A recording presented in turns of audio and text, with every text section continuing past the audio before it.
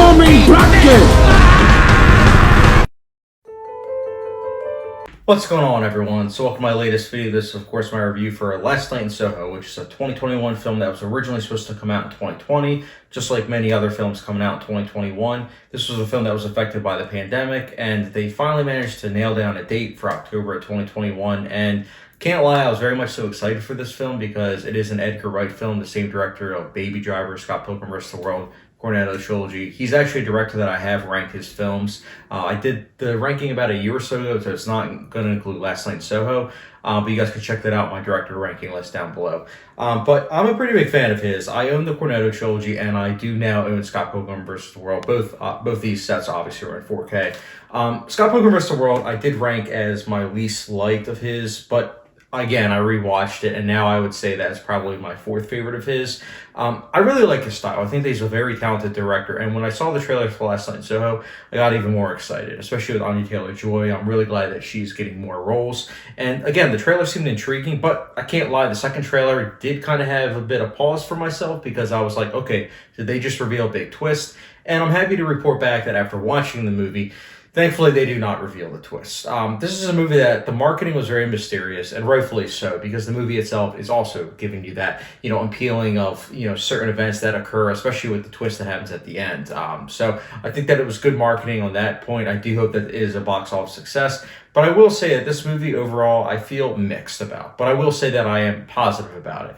I was nervous. I normally go right into the positives, but I did want to mention a couple negatives before talking about the positives. I was a bit nervous about this movie because the first 15 minutes was very, very clunky. The dialogue just did not feel natural. It was very exposition heavy, and it didn't feel, again, organic in its approach. It very much so felt like it was intended to just kind of get us as the audience up to date. But the thing is, it's between two characters that should be up to date with things that are going on because it's stuff that's literally about to happen.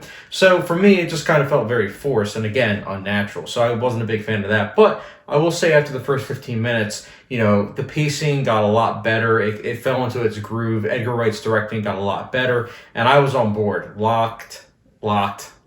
Because the movie is very, very good from a technical standpoint. Like, you have incredible cinematography. The usage of color, especially of red, oh my goodness, it's so good. The sound mixing, like the sound effects combined with the soundtrack, really good stuff. I'm usually not a fan of soundtracks. I've said this in other reviews. I personally prefer, honestly, scores.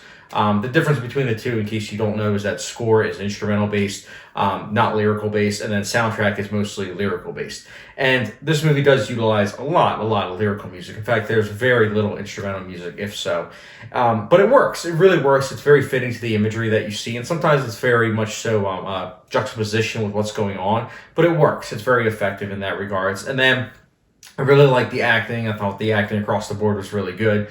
But in particular, the standout has to be Anya Taylor-Joy. I thought that she did a great job. And then Matt Smith also, I think, does a really good job. And his character, I found to be intriguing. Like, he didn't have too much, but he had enough to where I was intrigued and that I liked. And then the twist of this movie. The twist of this movie is very effective. I did not see it coming. I don't know if other people are going to see it coming or not, but I personally was quite surprised, and it did make me think a lot more about the themes and messages that, Wright was going for. And I think that it definitely complements the themes and messages very well. And again, I don't want to spoil the themes and messages because honestly, going into this movie, I didn't really know anything about it, so I didn't know that this movie was going to tackle these themes and messages. But I'm very glad that it did, and it was something that was very interesting, to say the least. Now, with all these positives being said, I do have to say that, again, because I feel mixed about this movie, there's certain things that didn't 100% work.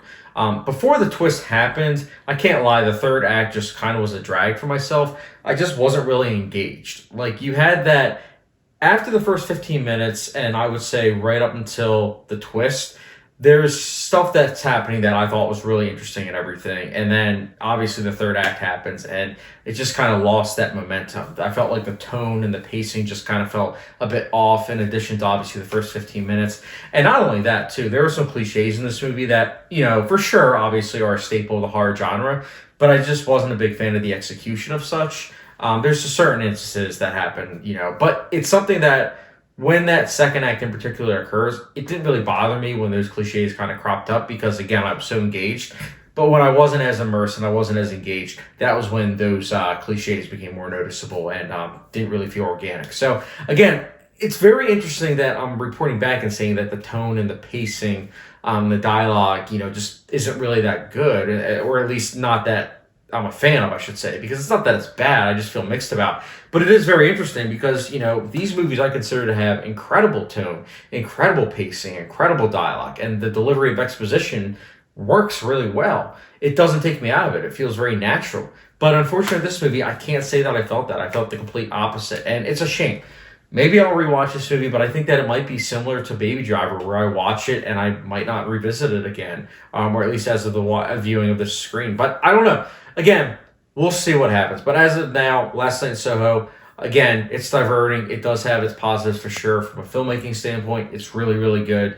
But again, I do have some issues, and that's why, for me personally, I will be giving Last Night in Soho a 3.25 out of 5-star rating, which, for this like a hot sauce rating, gets the good old Frank's hot sauce. So, yeah, it's all right. But again, curious to hear your guys' thoughts. Did you like it? Did you not? Let me know in the comment section below. And also, what's your ranking of Edgar Wright's movies? Let me know down below. I would have Last Night in Soho as last, and then right before that would be Baby Driver, and then Scott Pilgrim right before that, and then the Cornetto trilogy will be, the top. But guys, again, let me know your thoughts down below. And as always, don't forget the subscription, notification bell, and I'll catch you guys later.